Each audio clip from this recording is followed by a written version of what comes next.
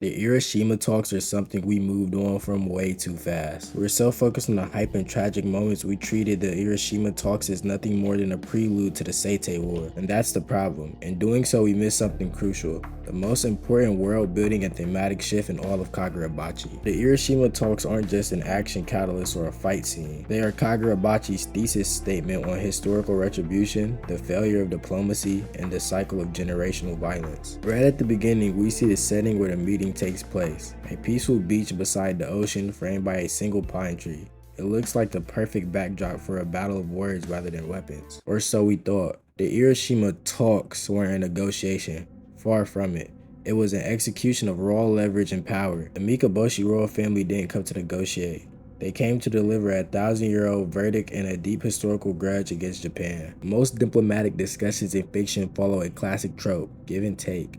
Party A makes a demand, Party B offers a counteroffer, and tensions rise as both sides try to outsmart each other using political cunning. But here, during the Irishima talks, there is no back and forth. The Mikaboshi didn't invite the Japanese delegation to negotiate terms. They invited them to receive an ultimatum. The talks are functionally a unilateral press conference backed by immediate violence. The illusion of dialogue is maintained only long enough for the gravity of their dominance to seep in. Leverage in fiction is usually a bargaining chip. If you don't do X, we will do Y. It creates a ticking clock where characters try to neutralize the threat before making a deal. But the Mikaboshi don't use leverage to force a fair trade. They use it to strip away all agency. The power dynamic isn't 50-50 or even 70-30. It is an absolute zero for the delegation. By demonstrating their authority instantly, the Mikaboshi render compromise obsolete before the T even gets code. Political conflicts in fiction are usually about the present. Who holds power right now? What laws are being broken today? Or how to stop an immediate war? But the Mikaboshi act like a court passing a sentence decided 10 centuries ago.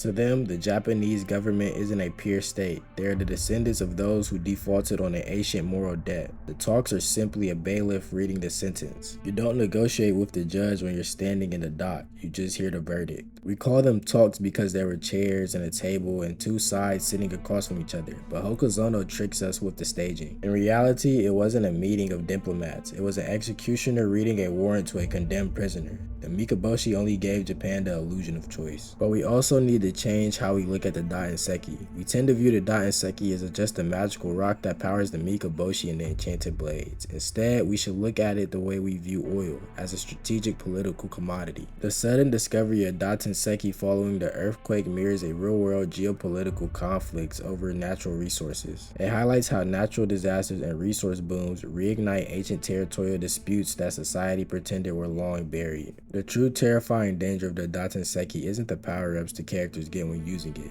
It's how it instantly shifts the global power dynamic. Compare Datenseki to real-world strategic commodities like lithium, oil, uranium, or rare earth elements. The moment a government realizes a newly uncovered resource can rewrite military dominance, that resource becomes an existential necessity. Japan didn't just want Datenseki for research. They had it to secure it so no one else could use it against them. Japan thought they had enjoyed peace for all these years, but they mistook stasis for resolution. For 1,000 years after the Soga clan drove the Mikaboshi into exile, mainland society functioned under the assumption that the past was dead and the border was set. And all of this was shattered by an earthquake. But the earthquake and the Datenseki boom didn't create a new hatred. They created the means and an incentive to act on old hatred. The Mikaboshi didn't emerge simply because they had missed the mainland. They emerged because a sudden resource boom gave them leverage to enforce an ancient claim the modern government had conveniently forgotten. The earthquake didn't just split the earth open.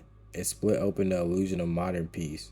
The Datenseki isn't fuel for sorcery, it's a geopolitical catalyst. It proves that history is never fully buried, it's just waiting for a resource boom to give the past enough military leverage to demand payback from the present. Let's look at Ryu Mikaboshi and his calm bureaucratic demeanor when handing over catastrophic demands. Speaking on behalf of the Mikaboshi people, he views these demands not as an act of terror, but as a long overdue penance owed by Japan for driving them into exile a millennium ago. By adopting a calm, matter-of-fact tone, Ryu strips the situation of emotional bargaining. To him, this isn't a terrorist negotiation or an act of war, it's a tax collection. Modern nations often treat history as a closed chapter, events that happened long ago to people long dead, carrying no present obligation. But the Mikaboshi view history as a rolling ledger. When the Soga clan exiled the Mikaboshi beneath the sea a millennium ago, Japan assumed its debt was settled. But in Kagurabachi, time doesn't erase historical injustice, it turns it into compound interest. And the final bill is 3 entire modern prefectures, complete resource surrender, and a Soga line itself. We came to Irishima expecting a discussion, and we left watching an execution. Hokazono proved right then and there that history isn't something behind us, it's waiting right under the surface. And when the earth splits open, the past doesn't ask for forgiveness,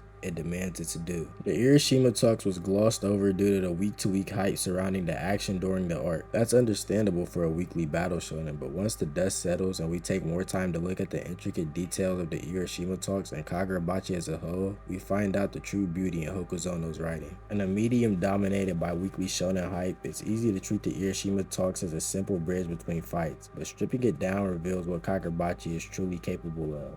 Building a world where natural disasters expose systemic flaws, leverage replaces negotiation, and modern generations pay for ancient debts. The Irishima Talks weren't the prelude to the war, they were the moment the war was decided.